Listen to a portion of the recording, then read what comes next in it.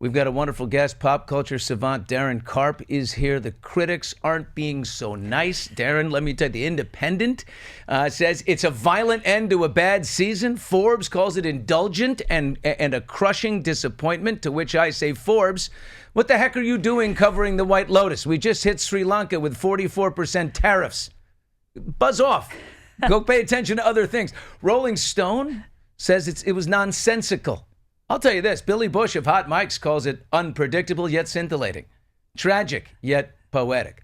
3 thumbs up. I have a third thumb. It's a birth defect, but never mind. Mike White, the creator, director, producer, writer, responded to the critics with a response that I think deserves a little analysis. He says, in response to critics complaining about the pacing and the vibe, he says there was complaining about how there's no plot. That part I find weird, says Mike White. It never did. Part of me is just like, bro, this is the vibe. I'm world building. If you don't want to go to bed with me, then get out of my bed. I'm edging you.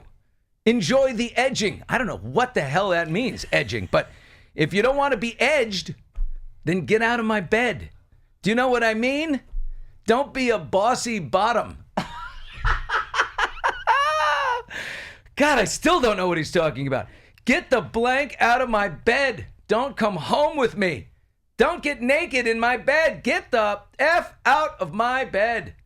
Obviously, something is going to happen. Okay, so that's Mike White responding. I really don't know what he means, but Daryn Carp is here, and let's talk. Oh, spoiler alert. We're talking about the White Lotus. That's right. So, sorry. Let's talk about this. The highs and the lows. First of all, did it deliver for you? The whole season I've actually thought it was a little bit overrated.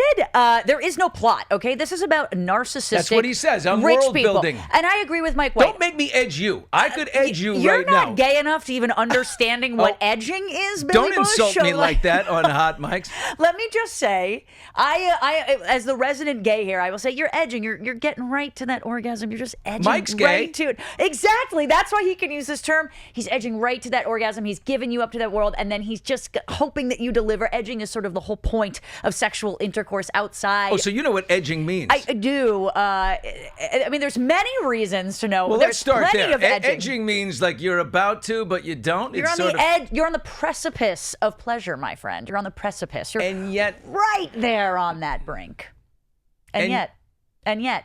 And that's kind of what this entire season sort of was. I mean, Mike White, in his response to the critics, and let me just say, it has got to be very frustrating to spend the entire year writing, casting, filming, shooting, re-editing, whole thing for us to watch 8.5 hours of your show and then just absolutely pan it. Okay. Like it was a beautiful show. It was well done. The character development was decent, but I just don't think the character development really delivered in the finale to get what we wanted.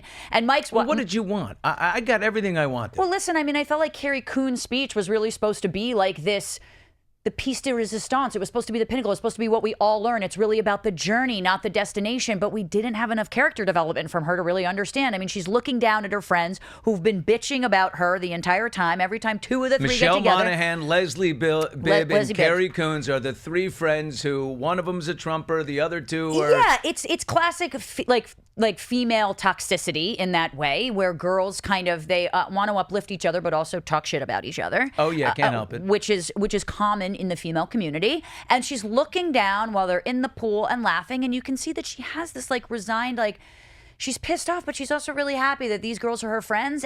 And we didn't really get that moment. I didn't get that. I wanted to see. Mike White is famous for close-ups on the face and a moment of realization. Seeing that slow burn of someone being like, I made a mistake, fucked up. Jason Isaacs did this a lot in the season. We just didn't get that with Carrie Coon. There just wasn't enough time, which is why there really wasn't plot, that we just didn't really understand it. So I thought But there was lots of vibe.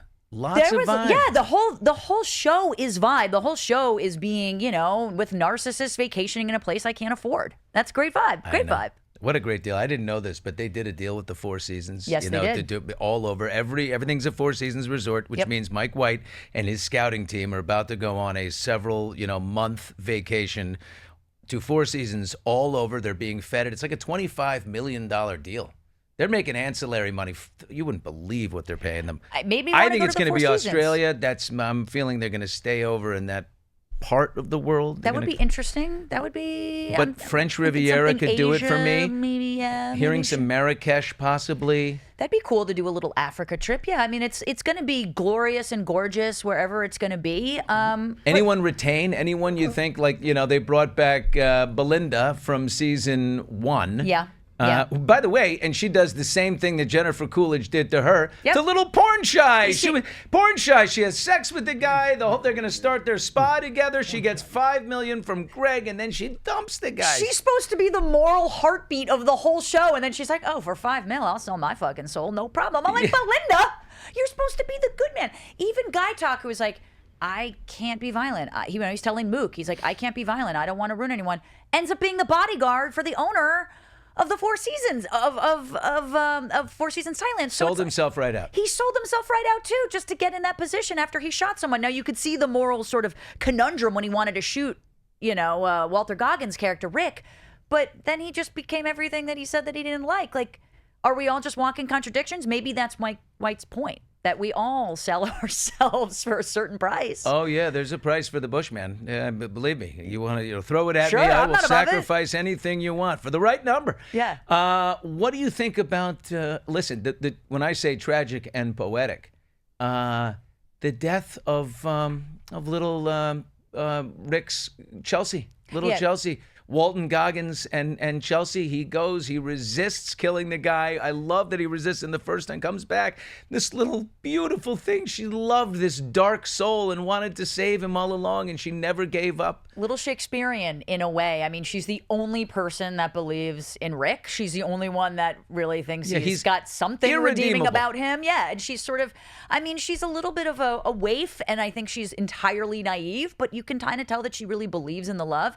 Super tragic. I do think it kind of had to happen because she was getting absorbed into his web. Like, she wasn't seeing the forest for the trees either, She was sort of blinded by his money, and I guess it must be money because he he never looked rich to me, though. I never But they're believed at the that he Four was rich. He Seasons. looked like a bum. I know, and then his greasy hair, I never really understood that either.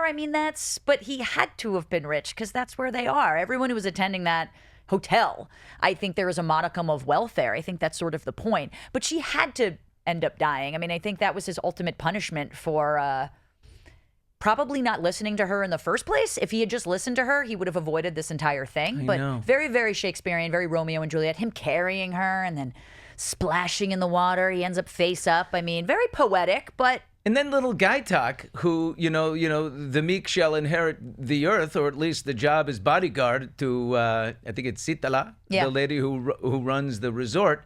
He does get what he wants in the end, but what a coward! Like, finally, he stepped up, not in the brave way that his girlfriend was hoping he'd be, some shining knight. Shot a guy who was right in the back. Shot him in the back. Yeah, that isn't particularly heroic. Also, these guys, the Russian guys who almost cost him his job, who literally robbed him at gunpoint, he lets them go free. He takes on the onus. They're like, if you tell anybody, we're going to get deported and we don't have this. And he says nothing. We're going to kill you. We're going to get deported. We're going to get deported. And then he saves them from doing that. Why? They put him in a really shitty position and then he does it. This just goes to show, Guy Talk, these people, Belinda, these people who are inherently good. We view them as just hard workers, putting their head down, doing the work, want what's best for them, end up being just as kind of shitty as these rich, narcissistic families that we're seeing kind of come in and out of White Lotus. Maybe that's the point Mike White is trying to make. We all have a selling point. Do you have a people pleaser in your family? Yeah, you're looking at her, I think. Are you the people pleaser? I think so. Years of therapy is getting me out of this, Billy. What about little Sam Navola there, the younger brother? He was excellent. He was really, really excellent. What a moment between he and Patrick Schwarzenegger where he's like, you like to ejaculate pretty much everywhere all the time, and I'm the people pleaser in the family, so I was just trying to help you. He's going to be a Buddhist for his sister. He's jacking off his brother because he loves porn. This is... let me be frank. That's not my type of people pleasing. I think that I would have probably a line of my people pleasing in that, but it kind of just goes to show how really pathetic he is. But he's really pathetic because his whole family treats him like he's pathetic. You reminded me of a joke. As Ellen said to Kathy Lee, may I be frank with you? Anyway, did you get that one? Exactly. Exactly right. Yeah. Anyway, well, who's your favorite character? Who delivered for you? Who couldn't you not get enough of? Oh, man. I mean, I really did like Belinda, at least at first. I thought she was kind of this voice of reason. She was sort of this everyday woman, someone that I think that we could all relate to, especially if you're not wildly rich. But Parker Posey as Victoria Ratliff, I think, was probably my favorite character. I think she was sort of the torch holder of Jennifer Coolidge, kind of coming in with the fun accent. I mean, she really was funny. She was the comic relief. She really was I'm rich and I don't care. It's a comedy, and not much of it was funny, I'll say that, except Parker Posey. We all had these theories. I thought, that she might be one to take, that would die in the end because she couldn't handle the idea But that would be too similar to season 2. I mean, the fact that Jason Isaacs wanted to save us on Lachlan because he was kind of the only one who was like, yeah, I could kind of live with nothing, I think is kind of beautiful in a weird way. I mean, obviously he ended up saving his whole family. But yeah, Parker probably deserved to die, but she was the only one who was honest and actually had the most self-awareness about how rich and narcissistic she was, and she didn't care, and I sort of love that. At least she was honest. Yeah. Listen, I'd be the worst television critic. I think they're bitter by nature, just generally trend towards negative. They got to look for something to say. Yeah, I mean, I'm the kind of critic you want. I mean, I just think it's such a massive undertaking, and I thought it was terrific. It's the one show that I really look forward to, each week, and I felt it delivered. And the ratings show, I mean, 30% up over last year. It's growing. It's a growing franchise. And it was a long finale. It was the longest they've ever had. Yeah, I like that. And let me just say, for someone who I think the show is overrated, I look forward to it every week. I watch it every week, and I will watch next season, and I will continue watching it because it's beautiful, and it's 7-8 episodes of just kind of vacation porn. I mean, I don't mind that. Why exactly. Not? Why Who not? knows where they go next? Daryn, thank you so much. Thanks, Billy.